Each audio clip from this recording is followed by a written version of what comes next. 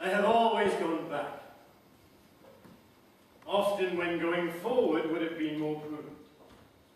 Or turned back, or glanced back, over the shore, with regret usually, or thought about going back. It's a good job that Yahweh was a figment of someone's imagination, or you'd be addressed now by a talking pillar of salt. And this will be a very different and possibly more amusing kind of theatre. Speaking of figments of the imagination, I must confess to throw in the term in somewhat disingenuously, for the sake of letting it hover, to create the impression of meaning, or at least of a link, to create the illusion of a linked thought. Yes.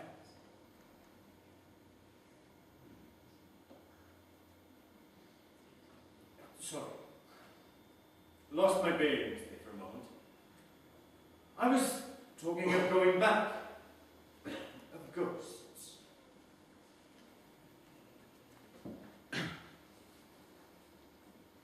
For most of my life, I've been haunted by moments, and have returned to the scene of those moments to wallow in a sense of sadness and loss and yearning that seep from the pores of the place.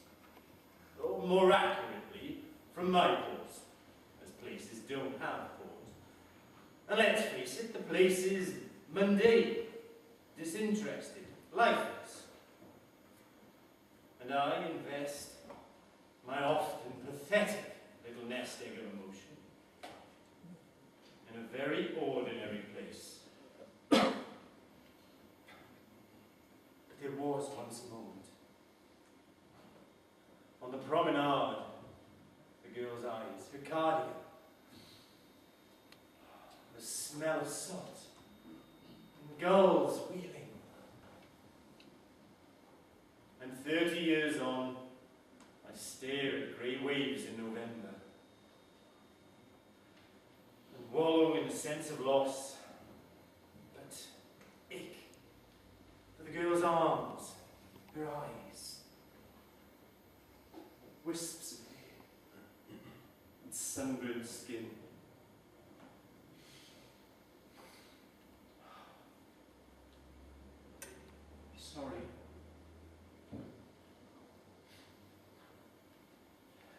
If this small lighted area can, in your imagination, make a room, then I am a ghost.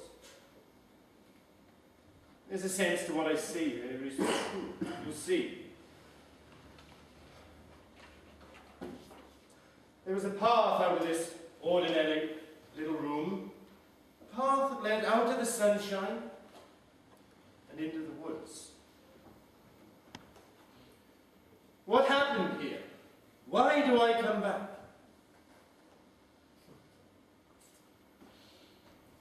We took that path. You'll see. No one saw us go. We were both there. The woods ran alongside us as they always do. And then suddenly, with no notice at all, the path turned. Somewhere here, in this ordinary room. And we were both deep in the woods. Both of us lost. Lost in the woods.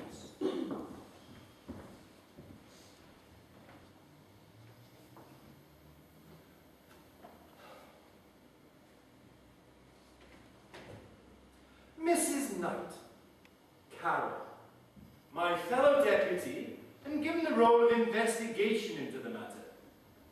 Initially.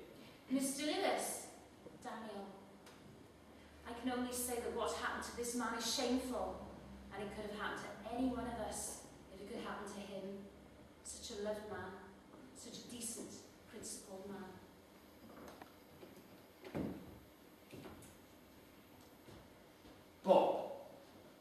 Bob Manley. Worked together all our lives. Bit of an arse, really. Glad to be here, Danny. Glad to be here. Always. Anything I can do? Not that that's possible now, but all the same, Danny. Anything to help set the record straight, even now.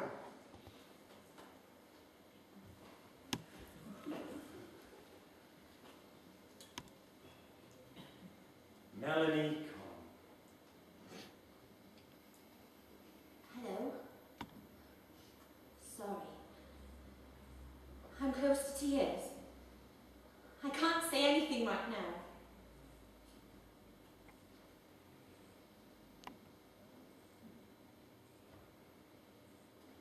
Well, what is there to say?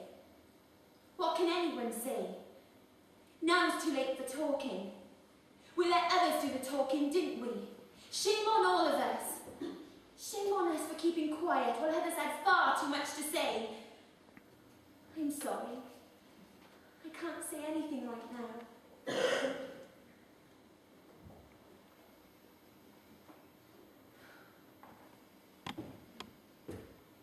Sorry, Daniel. The thing is, I'm even more angry than sad, and I'm less vulnerable than the others. Don't work on the front line. Very little contact, as we say. I'm a member of the support staff. Of course I was always very close to Daniel. Not as close as some thought, but we understood each other. I used to pop over to his office very often in the course of the day. Very often.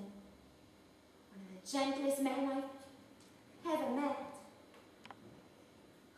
Sorry. I can't say anything right now.